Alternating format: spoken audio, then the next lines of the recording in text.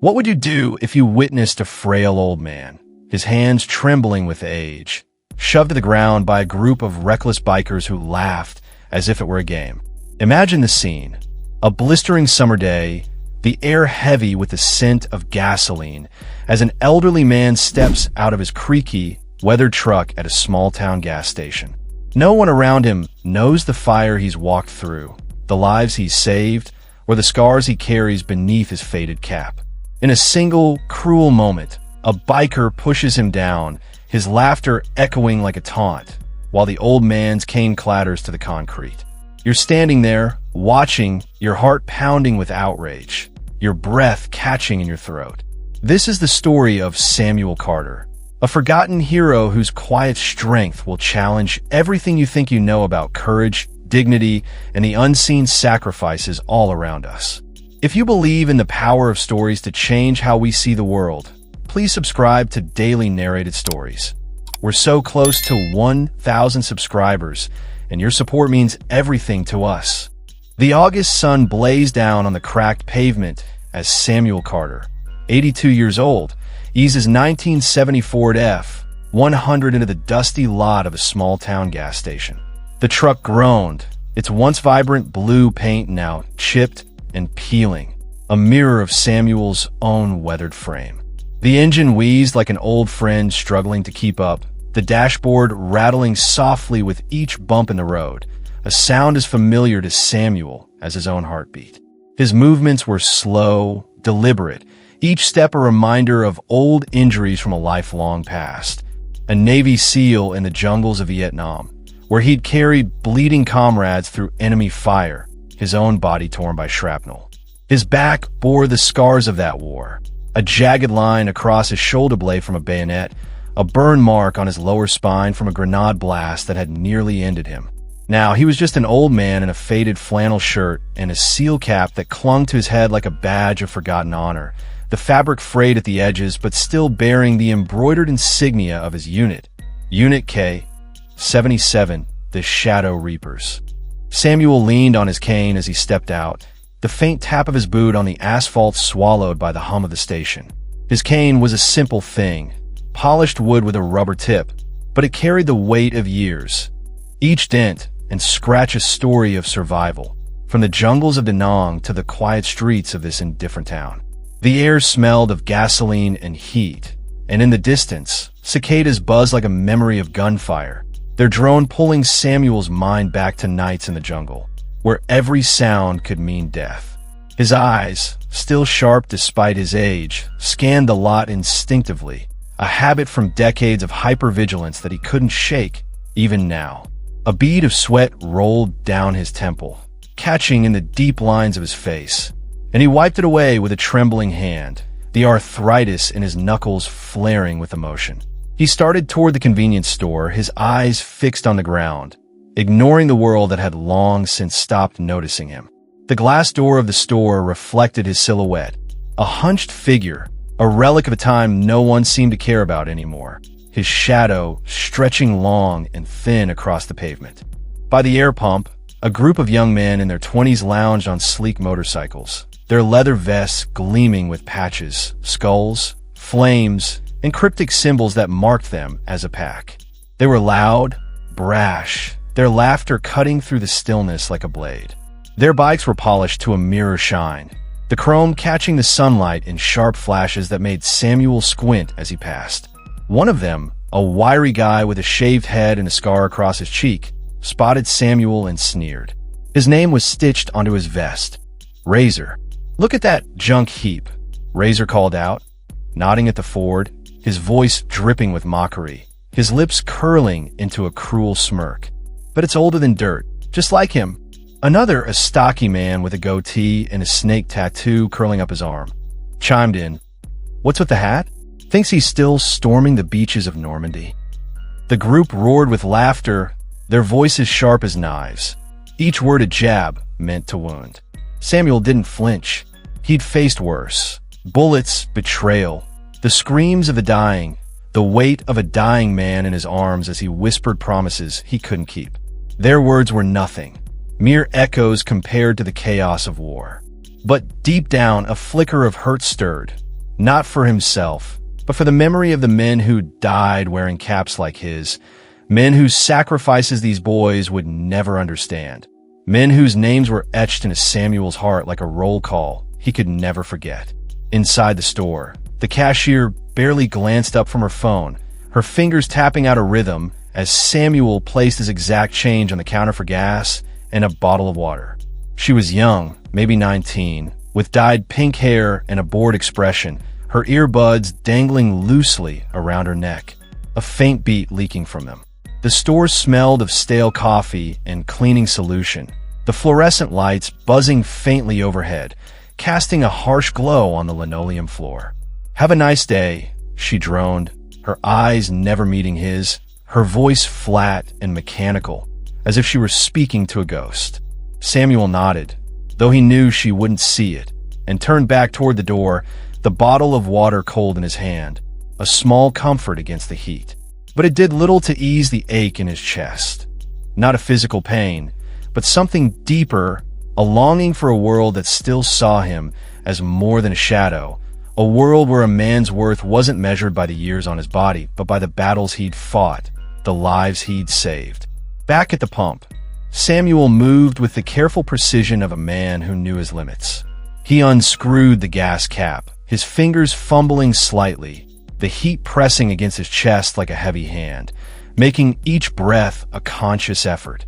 The smell of fuel mixed with the faint scent of pine from a nearby tree, a sensory memory of the jungles where he'd once fought, where the air had been thick with rain and gunpowder, where every breath could be your last. His hands, once steady enough to disarm a bomb in the dark, now shook with the tremors of age, the arthritis in his knuckles flaring with each twist of the cap. He glanced at the pump's digital display, the numbers ticking up slowly, each beep a reminder of how much slower time moved now, how the world seemed to rush past him while he stood still. A fly buzzed around his head, and he swatted at it absently, his mind drifting to a mission in '69, when he'd lain in a ditch for 12 hours, unmoving, waiting for the enemy to pass, the mud cold against his skin, his heartbeat the only sound in his ears. Patience had been his weapon then, and it was his shield now, a quiet strength that had kept him alive through horrors these young men could never imagine. He didn't notice the bikers approaching until their shadows loomed over him, their cologne sharp and aggressive, a mix of leather and cheap aftershave that made Samuel's nose wrinkle. Razer circled him like a predator, his boots scuffing the concrete, his eyes glinting with a dangerous kind of amusement, the kind that thrived on cruelty. The others followed, their movements lazy but deliberate, a pack closing in on prey, their laughter fading into something darker, more menacing. "Does that thing even run, old man?"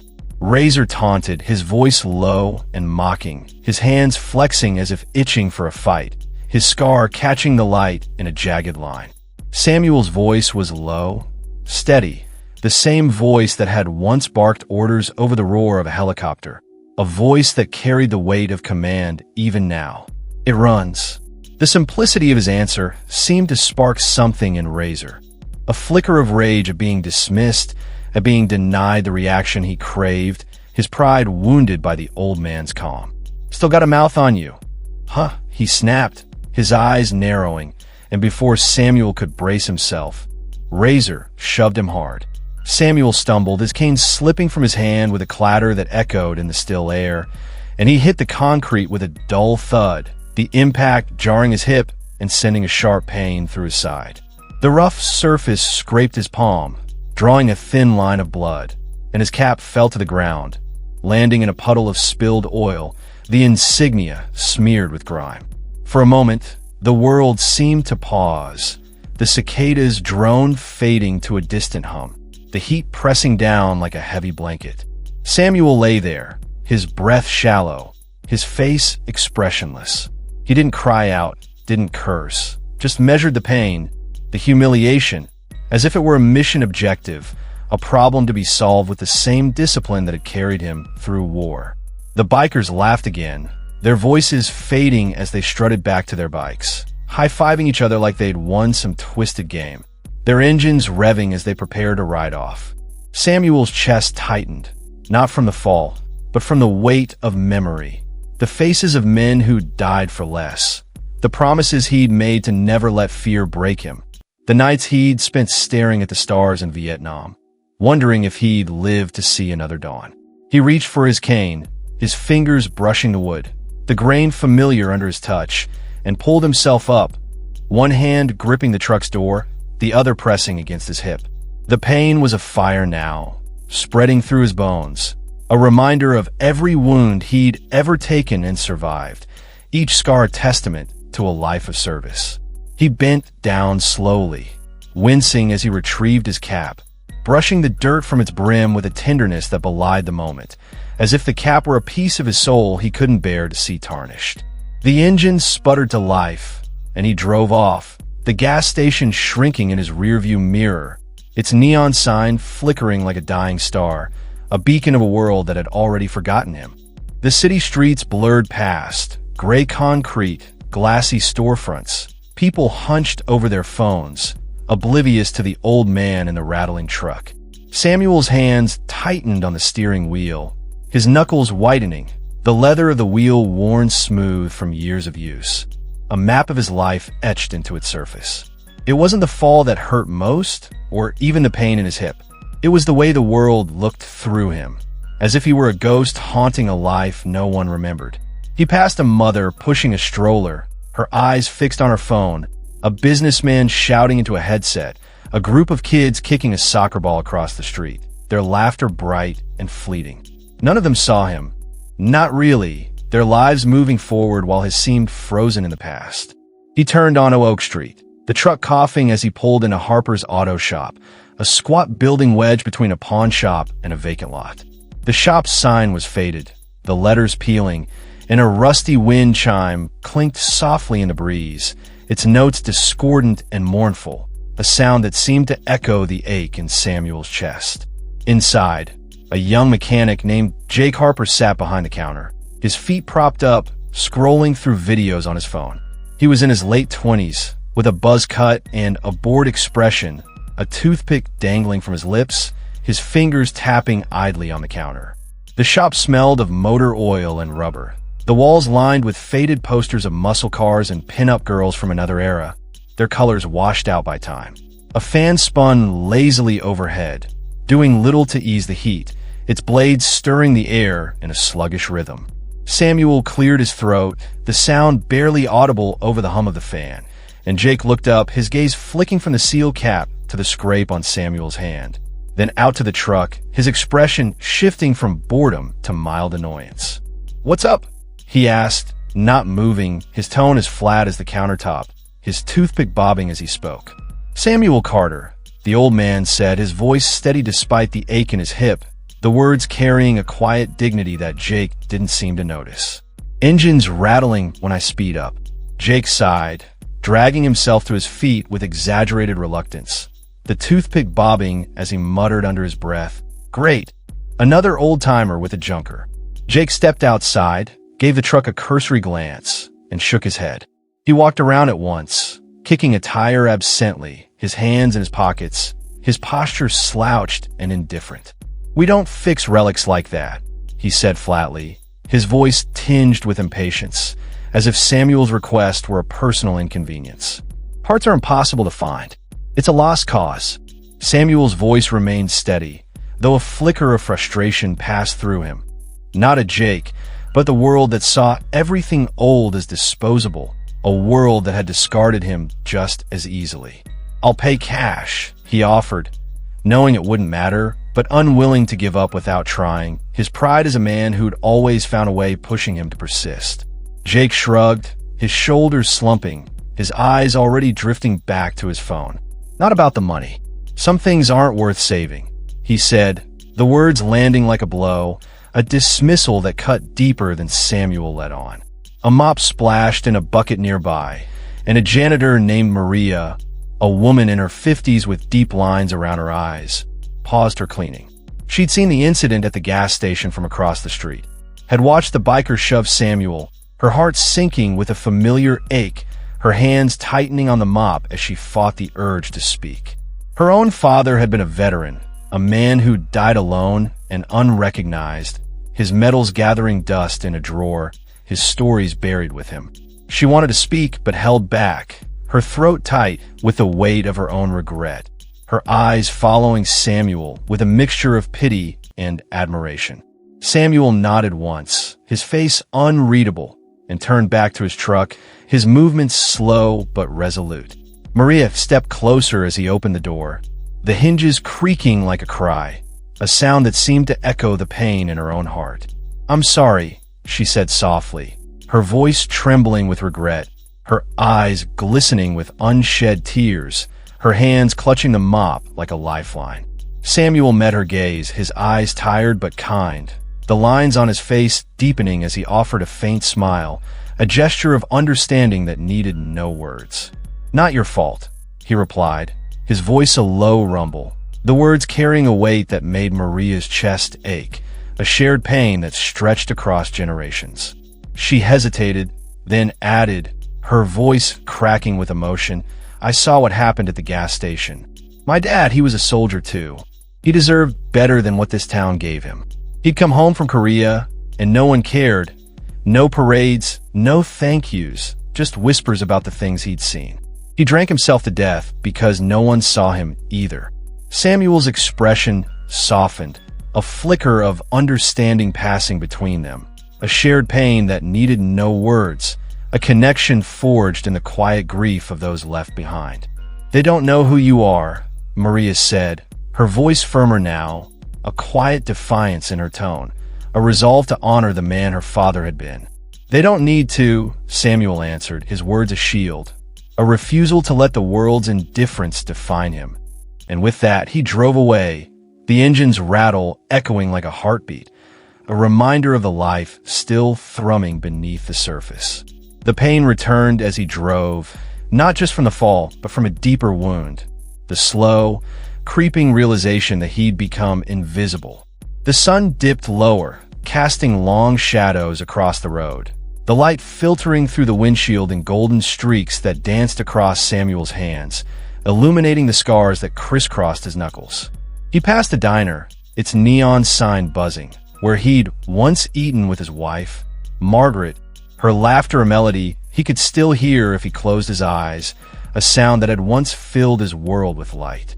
He passed a school, where his daughter, Emily, had once played on the swings, her pigtails bouncing as she called out to him, "Daddy, watch me," her voice a memory that both warmed and broke his heart. Both were gone now, Margaret to cancer, Emily to a fire that had taken her at 29, the flames haunting his dreams for years, the smell of smoke a phantom that lingered in his nightmares. The memories were a double-edged sword, cutting deep but keeping him anchored, a reminder of why he kept going, even when the world seemed to have forgotten him. He pulled into Willow Park, a small patch of green with a worn bench and a creaky swing set, the kind of place where time seemed to stand still, a sanctuary from the noise of the world. He parked under a gnarled maple tree, its leaves rustling in the breeze, their whispers a soft comfort against the ache in his chest, their shade a balm against the heat. Samuel eased himself onto the bench, his cane resting beside him, its tip digging into the soft earth, a grounding presence in a world that felt increasingly unsteady. The air smelled of grass and distant barbecues, a faint reminder of simpler times, summers with Margaret, grilling in their backyard, the radio playing old jazz standards, her hand in his as they danced under the stars. He reached into his jacket and pulled out a faded photograph, its edges soft from years of handling, the paper creased from being folded and unfolded countless times. In it, 7 men stood shoulder to shoulder, their faces smudged with dirt, their grins wide and raw, a defiance of the hell they'd just survived. They were his SEAL team, Unit K, 77, the Shadow Reapers, Da Nang, 1970. They'd survived a night of relentless enemy fire together, their laughter a rebellion against death itself, a moment of joy stolen from the jaws of war. On the back, in faint ink, were the words, "The ones who made it," a bittersweet reminder of the ones who hadn't, their names a litany Samuel recited in his mind each night before sleep. Jackson, Miller, Torres, men whose faces he'd never forget. Samuel traced the faces with a trembling finger, his mind drifting to that night in the jungle. Rain pouring, gunfire cracking, the weight of a wounded friend on his shoulders as he ran through the dark, his own blood soaking his uniform, the mud sucking at his boots, his lungs burning with each ragged breath. He'd been 24 then, fearless in a way only the young can be, his heart pounding not with fear, but with purpose, a determination to save the men who'd become his brothers. Now, those same men were ghosts in his memory, their voices fading with each passing year, their laughter a distant echo he clung to like a lifeline. A group of teenagers shuffled past, their sneakers scuffing the sidewalk, their voices loud and careless, their laughter a sharp contrast to the quiet of the park. Check out the fossil. One of them snickered, a lanky kid with a backwards cap, his voice dripping with mockery. Bet he's waiting for carrier pigeons. Another added, his tone cruel, his friends bursting into laughter, their voices a chorus of ignorance. Samuel didn't react, just folded the photo and tucked it away, his movements slow and deliberate, his face a mask of calm that hid the storm within.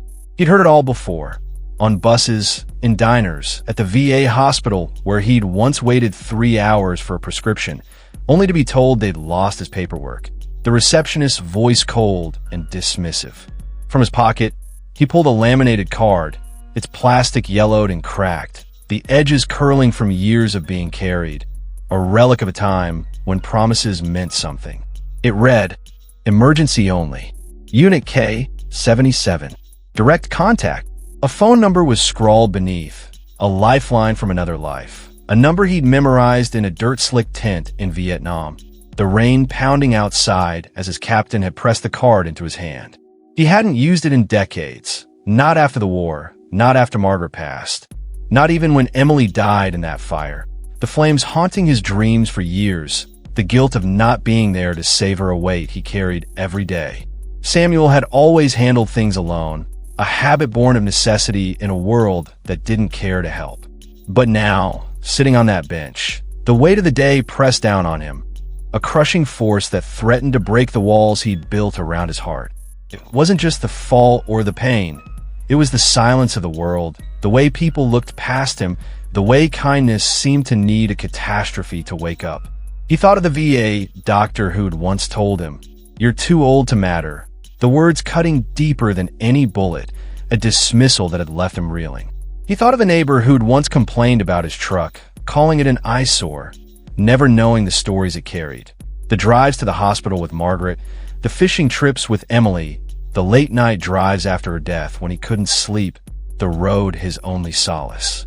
Across the park, a little girl selling lemonade hesitated, her small hand clutching a cup as she took a step toward him, her eyes bright with curiosity, her pigtails swaying in the breeze. Her father pulled her back sharply, his voice low but firm, a note of fear in his tone. "Leave him alone, sweetie," he muttered, casting a wary glance at Samuel, as if he were a stranger to fear, a man whose poverty or age might be contagious. The girl's eyes lingered, confused, her small face a mirror of innocence, but the moment slipped away, another missed connection in a life full of them, another reminder of the walls the world built between people. Samuel closed his eyes, the sounds of the park fading, the laughter, the creak of the swings, the hum of a distant lawnmower, all blending into a soft hum that felt like a lullaby. Inside him, a memory stirred. The jungle, the weight of his captain's voice, the promise of a number that would always be answered, a vow made in the heat of battle when survival was the only currency that mattered. He flipped open an ancient phone, its screen scratched and flickering, the buttons worn smooth from years of use, a relic that had been with him through everything.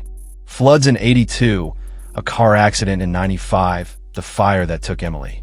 He stared at the card, its ink faded but legible, and dialed, each number a step back in time, a bridge to a past he'd thought was lost, his heart pounding with a mix of hope and fear, a soldier's instinct telling him this was the moment that would change everything. The line rang once, twice, 3 times, each ring a heartbeat, a countdown to an unknown future. Unit K, 77, secure line. Verify. A voice answered, clipped and professional, the sound pulling Samuel back to a dirt-slick tent in Vietnam, where he'd first been given the number, the rain pounding outside, the air thick with the smell of mud and blood. Samuel's throat tightened, but his training kicked in, the muscle memory of a soldier snapping into place, a reflex as natural as breathing. Staff Sergeant Samuel Carter. Call sign Raven 4. Operation Nightfall, 1970. He said, his voice steady, the words a key to a door he'd thought was locked forever. A pause, then a shift in tone. The voice on the other end softening with recognition, a hint of warmth breaking through the formality. Stand by. The line clicked, and for a moment, Samuel thought it was over, the silence deafening, his heart sinking with the fear that he'd been forgotten. Then a new voice came through, deep and warm, like a fire on a cold night, a voice that brought tears to Samuel's eyes. Carter, it's been too damn long, the voice said, a faint chuckle breaking the tension. Samuel's breath caught, his heart pounding in a way it hadn't in years, the weight of years melting away in an instant. Colonel Grayson, he whispered, his voice trembling with emotion. Still here, the man said, his tone a mix of relief and resolve. What's your situation? Samuel's voice was quiet but firm, the words carrying the weight of a lifetime, a plea wrapped in a soldier's pride. I need the team. No hesitation, no questions, just 3 words that carried the weight of a promise kept. We're on our way. The line went dead, and Samuel sat back, the phone still in his hand, the park around him suddenly sharper, more real, the colors brighter, the sounds clearer, as if the world had come back into focus. Across the country, men in their 70s and 80s rose from their quiet lives, their movements slow but purposeful, driven by a bond that time couldn't break, a brotherhood forged in the crucible of war. In a Montana cabin, Sergeant Tommy Vega, a former medic, pulled a dusty duffel bag from under his bed, his hands shaking not from age but from memory, the weight of the past heavy in his grip. Inside were his old fatigues, a faded photo of the team, and a medical kit he hadn't touched in decades, its contents a reminder of the lives he'd saved, and the ones he couldn't. He thought of Samuel, of the night in 70 when Samuel had dragged him, bleeding and half-conscious, through a swamp, the enemy closing in, the water cold and black, Samuel's voice a steady anchor in the chaos. Stay with me, Tommy, we're getting out of this. In Texas, Captain Marcus Reed, a once brilliant strategist, left a half-finished crossword on his kitchen table, his wife watching silently as he grabbed his keys, her eyes filled with understanding. She knew that look in his eyes, the same one he'd had when he'd come home from the war, haunted but alive, thanks to Samuel, who'd carried him through a hail of bullets, his own arm broken, his breath ragged but unrelenting. From California to Maine, the men of Unit K, 77 moved, their lives converging once more, drawn by a promise made in the heat of battle, a vow that echoed across the decades. All of us or none. Back in Willow Park, Samuel waited, the sun sinking behind the trees, painting the sky in shades of amber and crimson, the colors bleeding together like a wound, a canvas of beauty and pain. He didn't know if they'd come, but for the first time in years, he felt a flicker of hope, a fragile, trembling thing, like a candle in a storm, its light small but fierce. He watched a squirrel dart across the grass, its movements quick and nervous, and thought of the jungles again, of the way the animals had always known when danger was near, their instincts a warning he'd learned to heed. 40 minutes later, a black SUV rolled into the park, its tires crunching softly on the gravel, its windows tinted so dark they seemed to swallow the light, its presence a quiet threat. Then another, and another, until 5 vehicles formed a silent perimeter, their engines idling with a low, steady hum, a sound that sent a shiver down Samuel's spine, a reminder of missions long past. Samuel didn't move, but he felt it, the precision, the rhythm, the unspoken language of men who'd fought together, a language he hadn't spoken in years but still remembered like a prayer. a rhythm that beat in his blood. Doors opened in unison, and out stepped the remnants of Unit K, 77. They were older now, gray hair, lined faces, some leaning on canes of their own, but their steps were steady, their eyes sharp, their movements a testament to the training that never faded, a discipline that had kept them alive through hell. They wore faded black shirts with the unit's insignia, a raven clutching a star, the emblem they'd once worn into battle, a symbol of their unbreakable bond. The park seemed to hold its breath, the air thick with anticipation, a tension that made the hairs on Samuel's neck stand up, the old instincts stirring like embers. A dog walker stopped, her leash slack, her golden retriever tilting its head in confusion, sensing the shift in the air. A kid on a bike froze, staring, his ice cream cone dripping onto the pavement, the sticky mess unnoticed in the face of something greater. The air crackled with something unspoken, a power that didn't need words to be felt, a force that drew the eyes of everyone in the park. Then came the roar of motorcycle engines, shattering the stillness, the sound raw and aggressive, like a predator announcing its arrival, a sound that made Samuel's heart race with a mix of dread and resolve. The same bikers from the gas station tore into the park, their tires kicking up dirt as they spun circles near the swings, their laughter harsh and grating, their voices a mockery of the peace they'd shattered. They were oblivious, their faces flushed with adrenaline, their bikes weaving reckless patterns in the grass, leaving scars in the earth.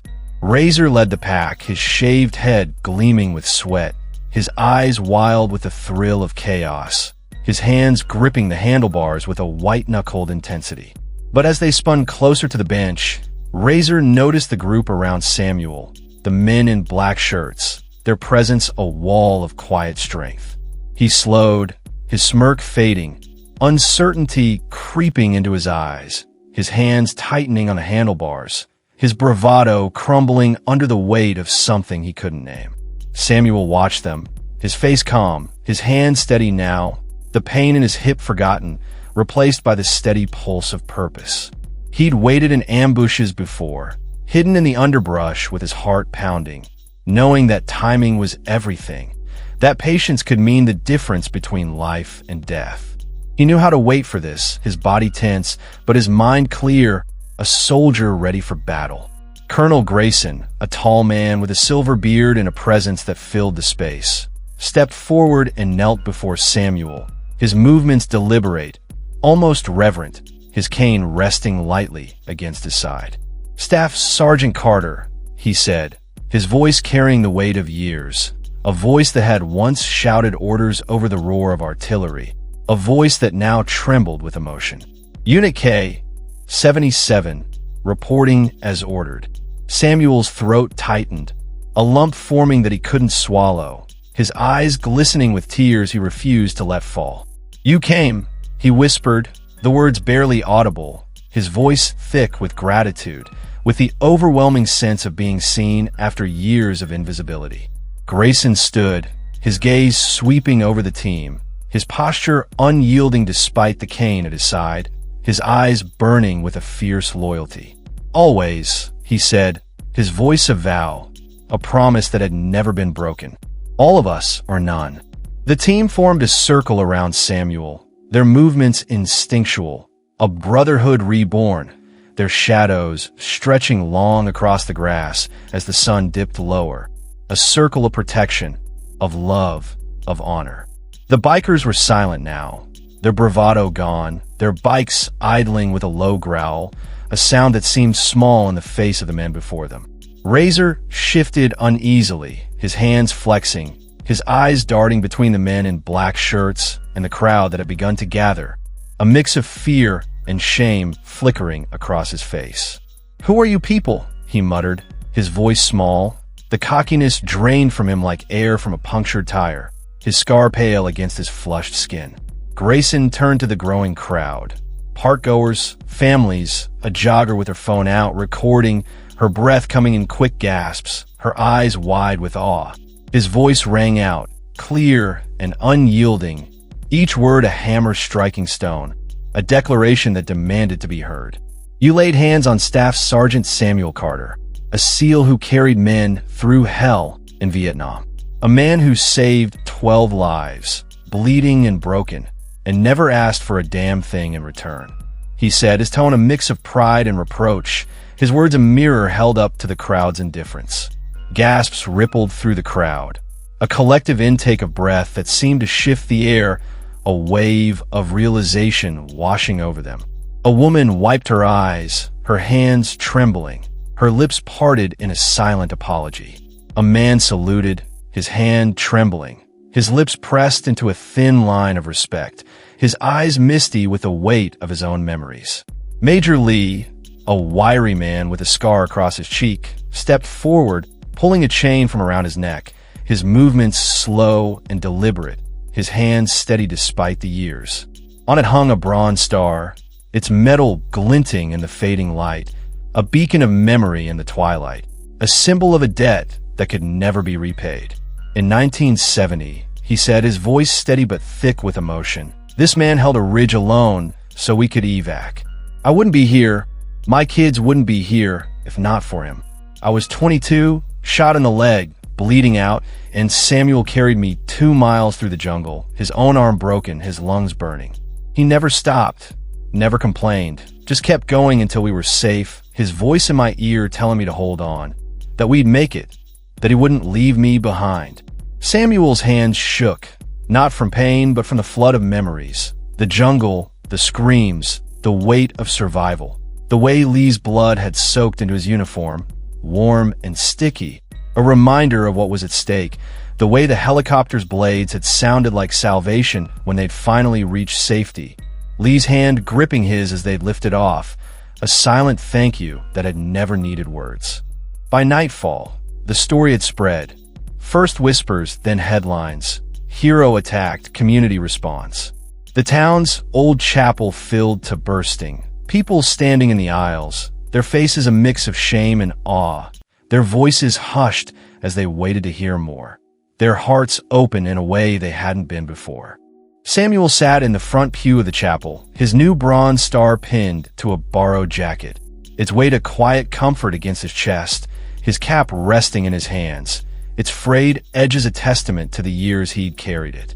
Unit K, 77, sat behind him, a silent wall of loyalty, their presence a shield, a reminder of the bond that had brought them here. The mayor, a woman with a trembling voice, spoke from the pulpit, her words heavy with emotion, her hands gripping the podium as if to steady herself. For decades, Samuel Carter lived among us, and we never saw him. We never asked. We failed him, not just as a hero, but as a man who carried his pain with grace, who walked our streets with a quiet dignity we were too blind to see, she said, her voice breaking, her eyes misty as she scanned the crowd, their bowed heads a silent apology. Let this be a lesson. Look closer, see deeper, because the greatest stories are often the ones we pass by, the ones hidden in the people we overlook every day, she added, her words a call to action, a plea for a better world. When Samuel spoke, his voice was steady, his words simple but heavy, each one a drop of wisdom distilled from a lifetime of struggle and survival. I didn't call my team for a medal or a crowd. I called them because I was forgetting something, that we don't leave people behind. I'm not angry. I chose this quiet life. But I ask you now, don't wait for a crisis to see someone. The man at the diner, the woman on the corner, they've got stories that'll change you. If you listen, he said, his eyes sweeping over the crowd, some of whom had passed him by that very morning, their faces now etched with shame and resolve. The room was silent, then a soft clap started, growing into a wave of respect, a sound that filled the chapel like a heartbeat, a collective acknowledgement of a man who'd given everything and asked for nothing in return. A young girl stepped forward, clutching a drawing of a soldier and a star, her small hands trembling with the weight of her offering, her eyes wide with awe. My grandpa says heroes don't need to shout, she whispered, her voice a soft melody in the stillness, her pigtails swaying as she handed the drawing to Samuel. Samuel smiled, resting a hand on her shoulder, his touch gentle, his eyes warm with a kindness that had survived decades of hardship. Your grandpa's right. Sometimes they just need to be heard, he said, his voice a quiet promise, a lesson for the next generation. In that moment, Samuel Carter was no longer a shadow, his presence filling the room, his story a light that illuminated the darkness of indifference. The next morning, his truck gleamed under the maple tree, restored by local mechanics who'd heard his story. One a veteran himself, his hands steady as he'd worked through the night, another honoring a father lost in Afghanistan, his own grief channeled into the act of repair. The neighborhood waved as Samuel passed, a boy on a bike saluting, his small hand snapping to his forehead with a seriousness that made Samuel smile. Maria, smiling from her porch, her eyes bright with pride. A bumper sticker on the truck read, "Veteran, still standing," a simple declaration of a truth the town had finally seen. Colonel Grayson pulled up, stepping out with a quiet nod, his silver beard catching the morning light, his cane a steady companion at his side. "You good?" he asked, his voice a mix of concern and camaraderie, the voice of a man who'd seen Samuel at his best and his worst. Samuel looked at the sky, the clouds drifting like memories, their shapes a reminder of the jungles he'd fought through, the skies he'd watched for rescue. "I am now," he said, his voice steady, a smile tugging at the corners of his mouth, a rare lightness in his heart.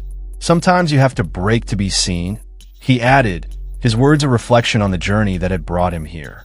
Grayson's smile was warm, his eyes crinkling at the corners, a shared understanding passing between them. "You never broke, brother. We just forgot to look," he said, his voice a tribute, a salute to a man who'd stood taller than most ever would. They stood together, two warriors shaped by a past they'd never fully leave, as Unit K.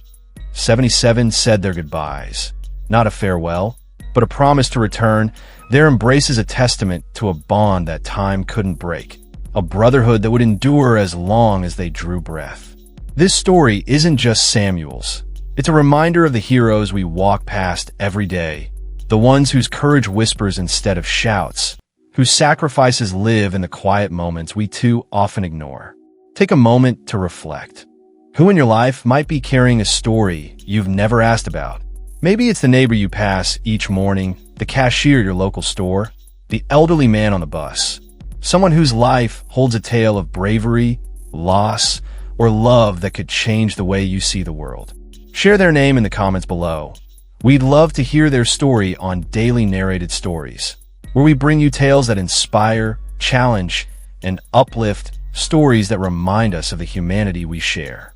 And if this story moved you, if it made you feel the weight of Samuel's journey, the sting of his invisibility, and the triumph of his redemption, don't wait. Subscribe now to Daily Narrated Stories.